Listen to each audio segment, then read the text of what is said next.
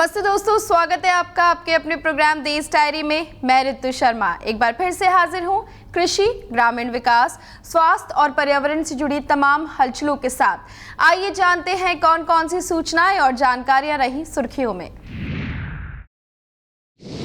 आज हम बात करेंगे सरसों के बढ़ते दामों की वजह पर, जानेंगे रन फॉर यूनिटी कार्यक्रम के बारे में, बताएंगे क्या है हरियाणा सरकार की नई इंटीग्रेटेड लाइसेंसिंग पॉलिसी, समझेंगे ट्रेनों में ऑन बोर्ड हाउस कीपिंग के फायदों के बारे में, साथ ही बताएंगे कहां बनेगा कमल जैसा दिखने वाला राधा कृष्ण मंदिर।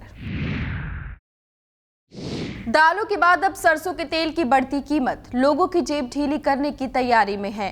देश भर में सरसों की कम पैदावार का असर अभी से दिखने लगा है, जिसके चलते सरसों के तेल का दाम 145 रुपए प्रति लीटर तक पहुंच चुका है।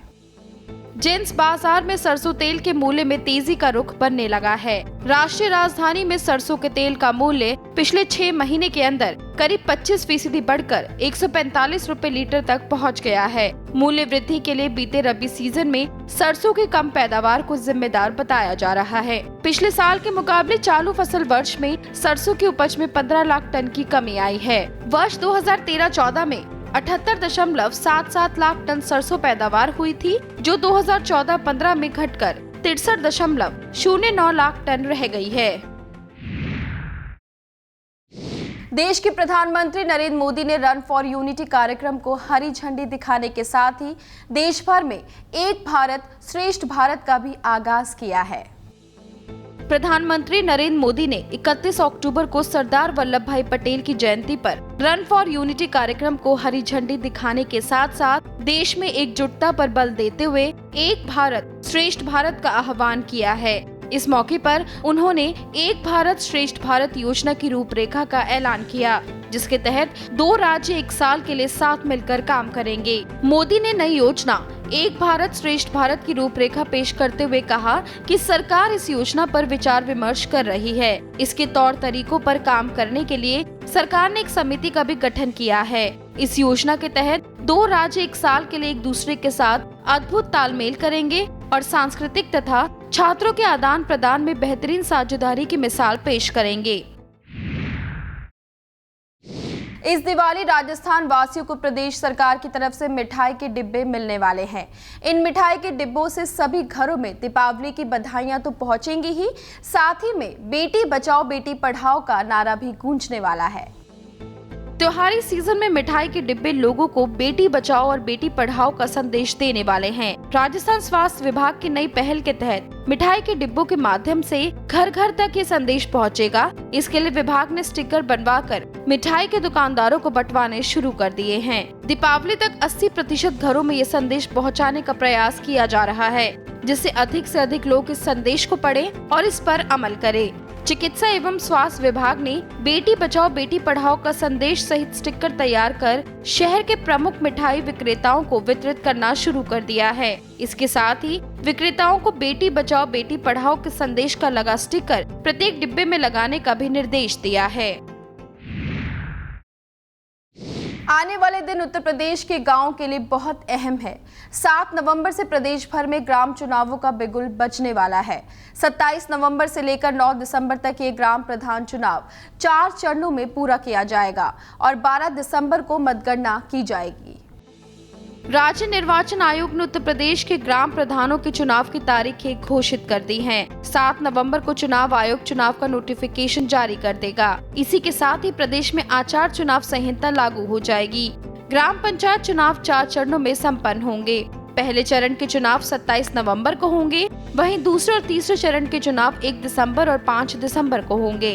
अंतिम और चौथे चरण का मतदान 9 दिसंबर को होगा, जबकि मतगणना 12 दिसंबर को होगी। प्रदेश चुनाव आयुक्त के अधिकारियों के मुताबिक चुनाव प्रक्रिया 15 दिसंबर तक संपन्न कराने की संभावना जताई जा रही है।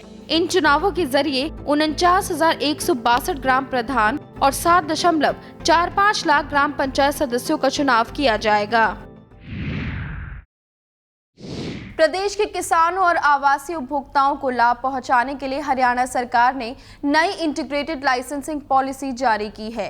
ये पॉलिसी हाई पोटेंशियल शहरों में ही लागू होगी। किसानों और भूमि मालिकों की आकांक्षाओं और सरकार के बीच सही संतुलन स्थापित करने में ये पॉलिसी काफी हद तक मददगार होगी। हरियाणा के मुख्यमंत्री मनोहर लाल खट्टर ने चंडीगढ़ में हरियाणा सरकार की नई इंटीग्रेटेड लाइसेंसिंग पॉलिसी 2015 जारी की है। हर किसान को अपनी भूमि पर FAR यानी प्रत्येक एकड़ वर्ग मीटर या वर्ग फुट का सर्टिफिकेट मिलेगा, जिसे वह बाजारी भाव पर बेच सकेंगे। नीति जारी करते हुए मुख्यमंत्री ने कहा कि इस नीति से जहां प्रदेश में संतुलित विकास होगा, वहीं किसानों, डेवलपर्स और उपभोक्ताओं के बीच सामंजस्य स्थापित होगा। साथ ही ये नीति उच्च क्षमता वाले शहरी क्षेत्रों में लागू होगी। इस नीति के तहत आर्थिक रूप से कमजोर वर्गों, निम्न आय वर्ग के लोगों और मध्यम आय वर्ग के लोगों के लिए सस्ते आवास बनाने के लिए कॉलोनी की 12% भूमि सरकार को निःशुल्क देनी होगी। इससे बिल्डर द्वारा बिना फायदे नुकसान के श्रेणी के प्लांट्स के आवंटन में अपारदर्शिता खत्म होगी। इसके बाद सरकार आवास बोर्ड और राज्य के दूसरे अभिकरणों के माध्यम से आर्थिक रूप से कमजोर वर्गों, निम्न आय वर्ग के लोगों और मध्यम आय वर्ग के लोगों के लिए आवास बनवाएगी।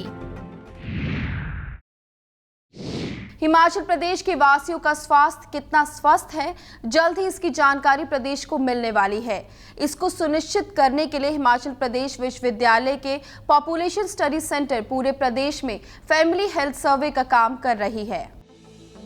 हिमाचल प्रदेश विश्वविद्यालय फैमिली हेल्थ सर्वे के प्रोजेक्ट पर काम शुरू किया है। इस सर्वे के पहले चरण में हिमाचल प्रदेश के 5 जिलों चंबा, कुल्लू, शिमला, लाहौल स्पीति और शिमला के साथ दूसरे जिलों में सर्वे के लिए बनाई गई 24 टीमें फील्ड में मैपिंग और लिस्टिंग का काम शुरू कर चुकी हैं। 15 जनवरी तक मैपिंग लिस्टिंग कर हजारों परिवारों में से 9,216 परिवारों का सैंपल फ्रेम तैयार होगा। उस पर फाइनल सर्वे किया जाएगा। इन परिवारों में मां और बच्चों को दी जा रही और उपलब्ध स्वास्थ्य सुविधाओं का आकलन किया जाएगा। इस बार पुरुषों के स्वास्थ्य से संबंधित आंकड़े भी इस प्रोजेक्ट में जुटाए जाएंगे। देश भर में लोगों को जागरूक करने के लिए पहली बार केंद्र सरकार तकनीक का सहारा ले रही है, जिसके तहत बेटी बचाओ बेटी पढ़ाओ का संदेश अब आपके मोबाइल फोन पर ही मिलने वाला है।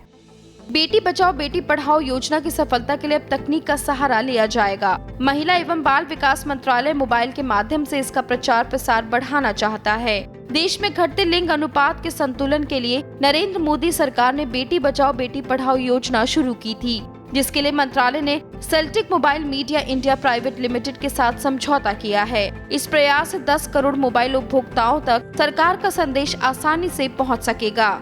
महिला एवं बाल विकास मंत्रालय के मुताबिक अभियान का उद्देश्य लैंगिक समानता और लड़कियों की शिक्षा के लिए प्रोत्साहित करना है। 2011 की जनगणना के मुताबिक देश में प्रत्येक 1000 पुरुषों पर महिलाओं की संख्या 918 आंकी गई है। फिलहाल रुकते एक छोटे से ब्रेक के लिए। ब्रेक के बाद हम आपको बताएंगे ट्रेनों में ऑन बोर्ड हाउस कीपिंग के फायदों के बारे में। हर दिन उत्तर प्रदेश वासियों को 24 घंटे बिजली की सुविधा मुहैया हो या ना हो, लेकिन इस दीपावली पूरा प्रदेश बिजली से जगमगाने वाला है, और वो भी 24 घंटों तक। उत्तर प्रदेश के मुख्यमंत्री अखिलेश यादव ने ये फैसला लिया है ताकि लोग त्योहार अच्छे से मना सके। ब्रेक के बाद आप सभी का स्वागत है देश डायरी में। प्रधानमंत्री के स्वच्छ भारत अभियान का असर रेल प्रशासन पर भी दिख रहा है। रेल यात्रियों को अब ट्रेनों में गंदगी की समस्या से छुटकारा मिलने वाला है। जल्द ही यात्रियों की समस्या के समाधान के लिए ट्रेनों में ऑन बोर्ड हाउसकीपिंग OBHS की सुविधा मुहैया होने वाली है। लंबी दूरी की ट्रेनों में गंदगी की समस्या को दूर करने के लिए ट्रेनों में ऑन बोर्ड हाउसकीपिंग का फैसला लिया गया है, ताकि चलती ट्रेन में सफाई हो सके। वहीं जिन ट्रेनों में ये सुविधा पहले से ही है, उसे और बेहतर किया जाएगा। इसके लिए रेल मंत्रालय ने सभी रेलवे जोन को पत्र जारी कर दिया है। रेलवे स्टेशनों के साथ ही ट्रेनों को साफ रखने के लिए कई कदम उठाए जा रहे हैं। इस साल 26 सितंबर से 6 महीने के लिए विशेष सफाई अभियान शुरू किया गया है। इसी के तहत लंबी दूरी के मेल और एक्सप्रेस ट्रेनों में OBHS की सुविधा देने की तैयारी की जा रही है। हर दिन उत्तर प्रदेश वासियों को 24 घंटे बिजली की सुविधा मुहैया हो या ना हो, लेकिन इस दीपावली पूरा प्रदेश बिजली से जगमगाने वाला है, और वो भी 24 घंटों तक। उत्तर प्रदेश के मुख्यमंत्री अखिलेश यादव ने ये फैसला लिया है ताकि लोग त्योहार अच्छे से मना सके। उत्तर प्रदेश के मुख्यमंत्री अखिलेश यादव ने अधिकारियों को साफ कहा है कि इस दीपावली पर प्रदेश में कहीं भी बिजली नहीं जानी चाहिए। इसके लिए अभी से ही पूरी तैयारी कर ली जाए। ऊर्जा विभाग की समीक्षा करते हुए मुख्यमंत्री ने कहा है कि दीपावली के मद्देनजर सभी बिजली सब स्टेशनों, ट्रांसफार्मरों और लाइनों की व्यवस्था हर हाल में चुस्त दुरुस्त रखी जाए। इसके लिए उन्होंने अभियंताओं और दूसरे फील्ड स्टाफ को तैयार रहने का निर्देश दिया है। साथ ही इस काम में किसी भी अधिकारी की लापरवाही भी बर्दाश्त नहीं की जाएगी। ऐसा इसलिए भी ताकि लोगों को त्योहार के समय बिजली संबंधी कोई दिक्कत ना हो। अभी तक स्कूलों में सिर्फ पढ़ाई के साथ कुछ गिने चुने खेलों को बढ़ावा मिलता रहा है, लेकिन अब विद्यार्थियों को किताबी ज्ञान के अलावा कला और संस्कृति का भी पाठ पढ़ाया जाने वाला है। दिल्ली सरकार कला और संस्कृति को बढ़ावा देने के लिए गंभीर हो गई है। दिल्ली सरकार के स्कूल व कॉलेज में पढ़ने वाले छात्रों को नृत्य, संगीत, थिएटर व अन्य कला क्षेत्र के लिए पहली बार बड़े पैमाने पर एक मंच उपलब्ध कराने की तैयारी है। इसके लिए दिल्ली सरकार की योजना है कि कैनॉट प्लेस के सेंट्रल पार्क में सर्दियों की छुट्टी में कला महोत्सव का आयोजन किया जाए। सप्ताह भर चलने वाले इस कार्यक्रम में स्वेच्छा से सरकारी स्कूल और कॉलेजों के छात्र भाग ले सकेंगे। इस महोत्सव में कई कार्यक्रम आयोजित होंगे जहां छात्र अपनी कला का प्रदर्शन कर सकेंगे। पर्यावरण मंत्रालय ने राष्ट्रीय स्वच्छता विकास प्रक्रिया प्राधिकरण पर नई वेबसाइट का शुभारंभ किया है, जिसके जरिए स्वच्छता विकास प्रक्रिया के विभिन्न स्तरों की परियोजनाओं पर निगरानी रखी जाएगी। पर्यावरण, वन एवं जलवायु परिवर्तन मंत्रालय में राष्ट्रीय स्वच्छता विकास प्रक्रिया प्राधिकरण NCDAMA ने नई वेबसाइट www.ncdmaindia.gov.in का शुभारंभ किया है। नई वेबसाइट CDM परियोजनाओं का पूरा जीवन चक्र कवर करता है। इसकी शुरुआत के साथ ही मंत्रालय ने ई-गवर्नेंस के सिद्धांत को लागू करने की दिशा में एक और कदम बढ़ाया है। परियोजना में संबंधित जानकारी को मापदंड के तरीकों के अनुसार ऑनलाइन देने से स्वच्छता विकास प्रक्रिया CMD परियोजनाओं के पूरे जीवन चक्र को समझने में मदद मिलेगी। इससे विभिन्न स्तरों पर परियोजनाओं की निगरानी भी होगी। इस वेब आधारित एप्लीकेशन से देश में CMD परियोजनाओं से संबंधित सतत विकास गतिविधियों के परिचालन और निगरानी में पारदर्शिता बढ़ेगी। वैश्विक स्तर पर इस दिशा में विकसित ये पहला वेब आधारित एप्लीकेशन होगा। उत्तर प्रदेश की doctor APJ Abdul Kalam technical university में पढ़ने वाले SC/ST छात्रों के लिए एक राहत भरी खबर है। SC/ST छात्रों का परीक्षा शुल्क अब राज्य सरकार की तरफ से भरा जाएगा।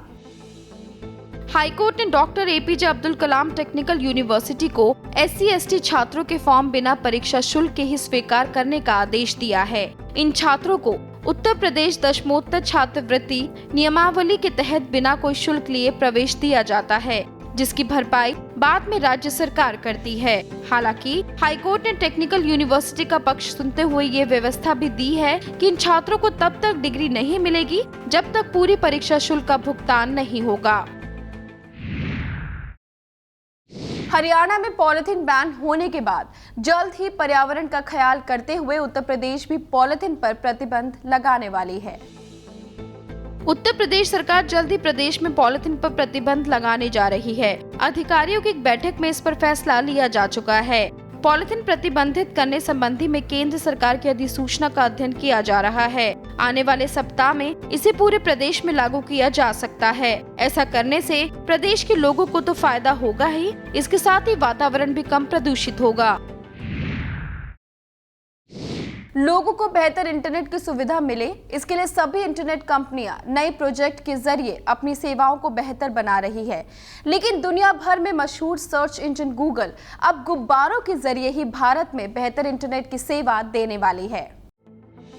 भारत में बेहतर इंटरनेट सेवा मुहैया कराने के लिए सरकार के साथ साथ अब गूगल बैलून प्रोजेक्ट पर काम कर रहा है। फिलहाल गुब्बारे के जरिए इंटरनेट सेवा प्रदान करने के लिए पायलट प्रोजेक्ट पर काम चल रहा है। इसके तहत मोबाइल पर 4G सेवा उपलब्ध कराई जाएगी। गूगल के प्रोजेक्ट लून में बड़े गुब्बारे का प्रयोग किया जा रहा है, जो जमीन से 20 किलोमीटर ऊपर उड़ेगा। इससे पहले गूगल इस तकनीक का परीक्षण न्यूजीलैंड, कैलिफोर्निया और ब्राजील में कर चुका है।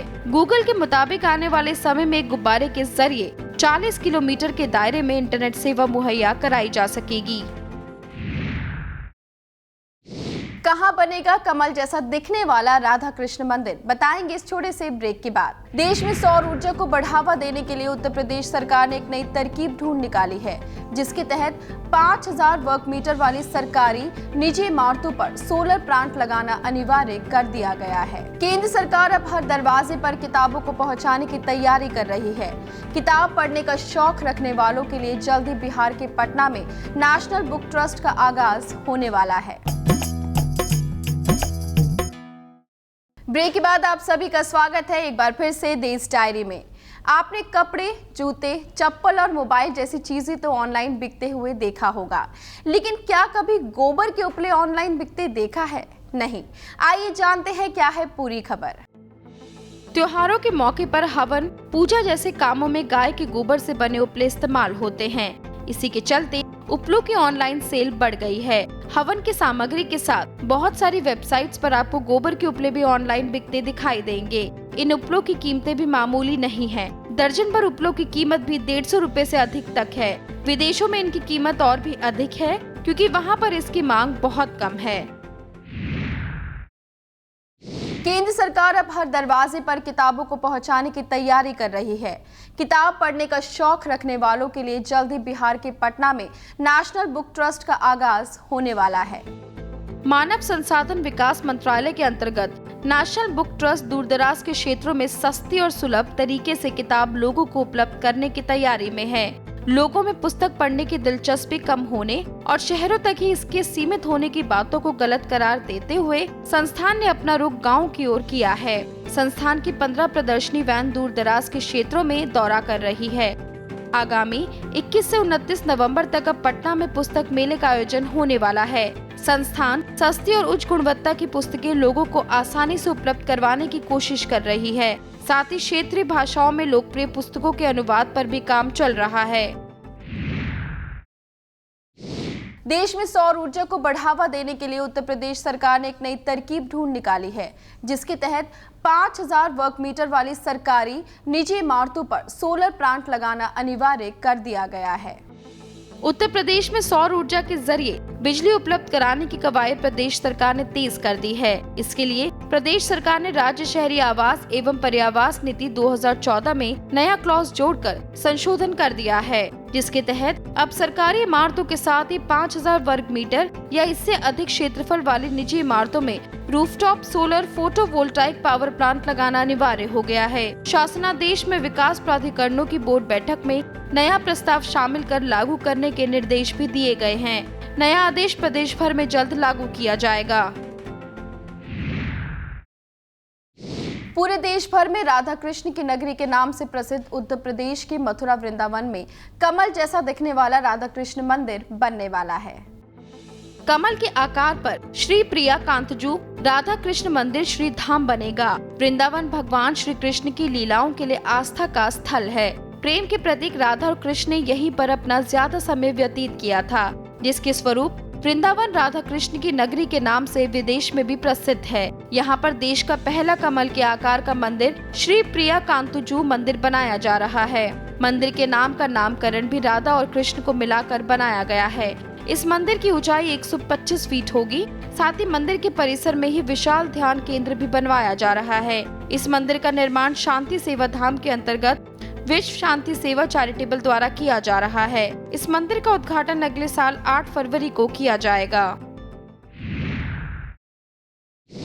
एक तरफ जहां लोगों के स्वास्थ्य को लेकर नई नई तकनीकी उपकरणों के साथ लोगों को अच्छे स्वास्थ्य के लिए जागरूक किया जा रहा है, वहीं 50 साल की उम्र के 2/3 लोग लाइलाज बीमारी हर्पीस के शिकार हैं।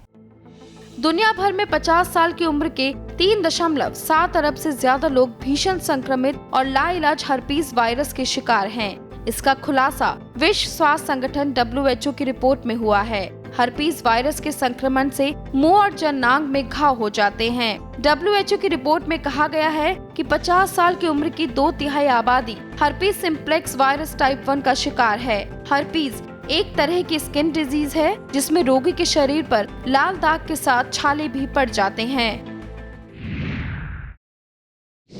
पहली बार सभी तरह के अल्कोहल युक्त पेय के मानक तैयार कर लिए गए हैं। शराब या अल्कोहल युक्त पेय सेहत के लिए नुकसानदेह होते हैं, ये तो आप जानते हैं, लेकिन अब इस पर भी नजर रखी जाएगी कि इनमें कोई खतरनाक रसायन तो शामिल नहीं है। साथ ही ये भी देखा जाएगा कि इसकी उत्पाद और क्वालिटी के बारे में कोई गलत दावा तो नहीं किया जा रहा है। भारतीय खाद्य संरक्षण और मानक प्राधिकरण FSSAI की ओर से तैयार किए गए मसौदे में अल्कोहल युक्त ऐसे सभी पेय में खतरनाक रसायनों की अधिकतम मात्रा कितनी हो सकती है, इसकी सीमा तय कर दी गई है। जैसे कि बियर में प्रति लीटर आर्सेनिक की मात्रा 0.25 mg से अधिक नहीं होनी चाहिए। इसी तरह lead, iron, copper, methane, alcohol, carbon dioxide आदि की भी अधिकतम सीमा तय कर दी गई है। हर तरह के अल्कोहलिक पेय में अल्कोहल की अधिकतम मात्रा भी तय की गई है। ऐसे सभी पेय को इसमें मुख्य रूप से 4 श्रेणियों में रखा है। यही नहीं, बोतल पर यह भी दिया गया होगा कि इससे कितने पैक तैयार होंगे। साथ ही इन सभी पेय को कैफीन से मुक्त रखने को कहा गया है। अक्सर लोग लंबे होने के लिए तमाम कोशिशें करते हैं, जिसका मकसद शरीर को बेहतर बनाना होता है। लेकिन लंबा होना न सिर्फ आपके शरीर को बेहतर बनाता है, बल्कि दिल की बीमारी के खतरे को भी कम करता है। यूनिवर्सिटी ऑफ लिसेस्टर के शोध के मुताबिक लंबे लोगों के मुकाबले कम लंबाई वाले पुरुषों को दिल से संबंधित बीमारी का खतरा ज्यादा होता है। जो लोग जितने लंबे होते हैं, उनको दिल से संबंधित बीमारी का खतरा उतना ही कम होता है। वहीं जिनकी लंबाई जितनी कम होती है, दिल की बीमारी का खतरा उन लोगों को थोड़ा ज्यादा होता है। सिर्फ 2.5 इंच लंबाई कम होने पर कम से कम 14% दिल की बीमारी का खतरा बढ़ जाता है। तो दोस्तों, आज के लिए बस इतना ही। हम फिर मिलेंगे कुछ नई जानकारियों और सूचनाओं के साथ। तब तक के लिए मुझे दीजिए इजाजत और देखते रहिए ग्रीन टीवी। नमस्ते। अगर आपके गांव की कोई समस्या हो, कोई जानकारी हो जो आप हमारे साथ साझा करना चाहते हैं, तो आपका स्वागत है। हमारा पता है Green TV B131 sector 63 Noida Uttar Pradesh, pin 201301। हमारा ईमेल आईडी है info@greentvindia.com। आप हमें फोन भी कर सकते हैं। हमारा नंबर है 0120-498-0000, साथ ही 0011।